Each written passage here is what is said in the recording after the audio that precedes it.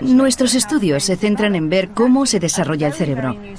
Es una ciencia realmente nueva, de hecho, solo existe desde hace unos 5 o 10 años, desde que utilizamos tecnología como la neuroimagen, las resonancias magnéticas cerebrales, que nos permiten hacer un escáner del cerebro de una persona viva.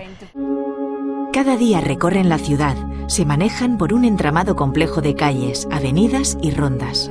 Recuerdan que hay obras en una zona determinada y las sortean. Se saben de memoria cientos o quizás miles de rutas. De toda esa información espacial se encarga el hipocampo, una región cerebral con forma de caballito de mar.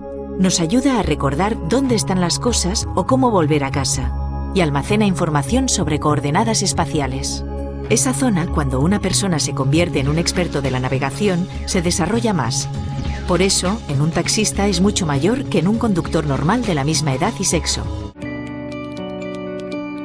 La parte del cerebro que procesa la música está situada a ambos lados de la cabeza, muy cerca de las orejas. Se denomina córtex auditivo y en los músicos puede ser hasta un 25% más grande que en las personas que jamás han tocado un instrumento. Y como ocurre con los taxistas, el tamaño del córtex auditivo depende de los años que lleve esa persona dedicada a la música. Pero este no es el único cambio en su cerebro.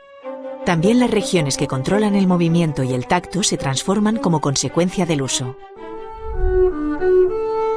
Cuando el dedo toca una cuerda, este estímulo sensorial activa neuronas en el córtex sensomotor del lado opuesto.